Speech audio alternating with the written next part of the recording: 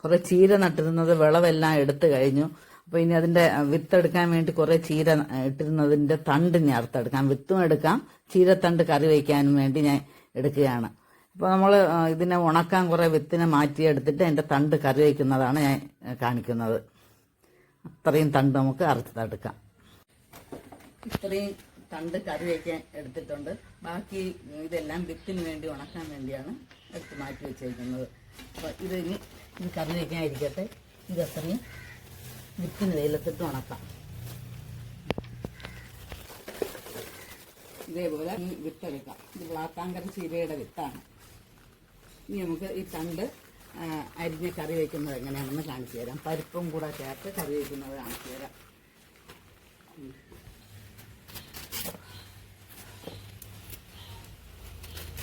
ഇങ്ങനെ ഓരോ തണ്ടും നമുക്ക് മുറിച്ചിടാം.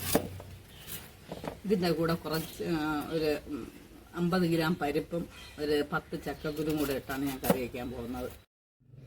ചീരത്തണ്ട് മുറിച്ചതെല്ലാം നല്ലവണ്ണം കഴുകി വൃത്തിയാക്കി വെച്ചിട്ടുണ്ട്. ഇനി നമുക്ക് രണ്ടായിട്ട് പിളർന്നെടുക്കണം. നല്ല കട്ടിയുള്ളതാണ്. അപ്പം മുരിങ്ങയ്ക്കൊക്കെ എങ്ങനെയാണോ കഴിക്കുന്നത് അതുപോലെ കഴിക്കാം. നല്ല നാര്, ശരിക്കും നാരൊക്കെ ഉള്ളതാണ്, ശരീരത്തിന് നല്ലതാണത്. അപ്പോൾ ഇത് പിളർന്നെടുത്തതിന് ശേഷം ആദ്യം ചക്കക്കുരുവും പരിപ്പും കൂടെ വേവിക്കണം. ഞാൻ 50 ഗ്രാം പരിപ്പും 10 ചക്കക്കുരുവുമാണ് ഇതിന് എടുത്ത് വെച്ചിട്ടുള്ളത്. അപ്പോൾ അത് വെന്തതിന് ശേഷം 2 വിസിൽ കേട്ട് വെന്തതിന് ശേഷം നമുക്ക് ചീരത്തണ്ടിട്ടാൽ മതി.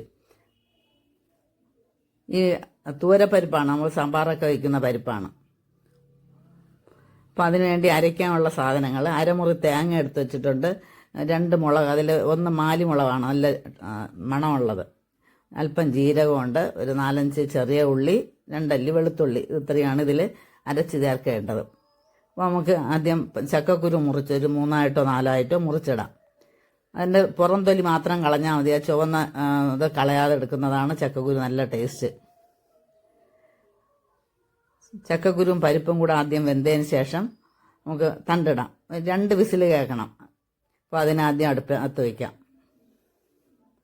അതിന് ശേഷം നമുക്ക് തണ്ടിട്ട് വേവിച്ചെടുക്കാം. ചീരത്തണ്ട് എല്ലാം വെന്തിട്ടുണ്ട്.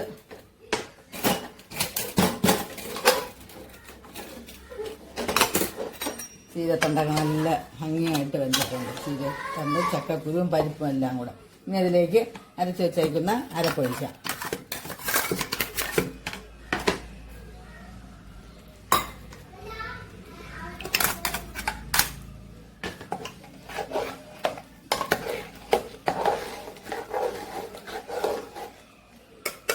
ഇനി അരപ്പൊന്ന് ചൂടാകാൻ വയ്ക്കാം.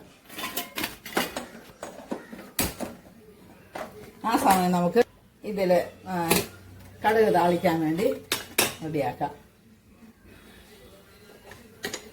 എണ്ണ ഒഴിച്ചിട്ടുണ്ട്. ഇതിലൊരു 3-4 ഉണക്കമുളക് മുറിച്ചിടാം.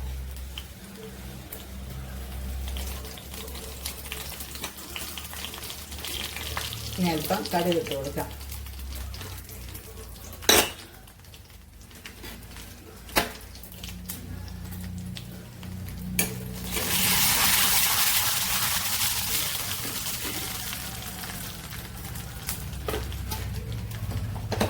ഇതാ നല്ലവണ്ണം തിളച്ചിട്ടുണ്ട്. ഉപ്പ് കറക്റ്റാണോ എന്ന് നോക്കാം. ഉപ്പൊക്കെ കറക്റ്റാണ്. നല്ല കറിയാണ്. ഒരു പഴയ നാടൻ രീതിയിലുള്ള കറിയാണ്. കറിവേപ്പില കൊടുക്കാം.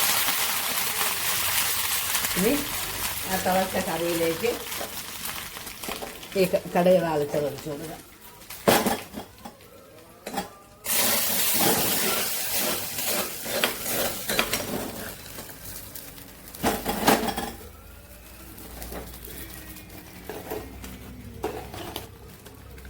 ചീരത്തണ്ട്, ചക്കക്കുരു, പരിപ്പ് എല്ലാം കൂടെ ഉള്ള ഒഴിച്ചു കറി റെഡി ആയിട്ടുണ്ട്.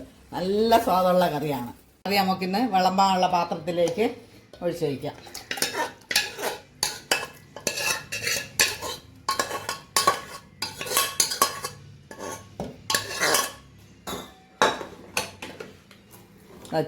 തണ്ടിൻ്റെ കളറെല്ലാം മാറിയിട്ടുണ്ട്. ശരി, അപ്പോൾ ഇതേപോലത്തെ കറി എല്ലാവരും ഒന്ന് ശ്രമിച്ചു നോക്കണം. നല്ല സൂപ്പർ കറിയാണ്.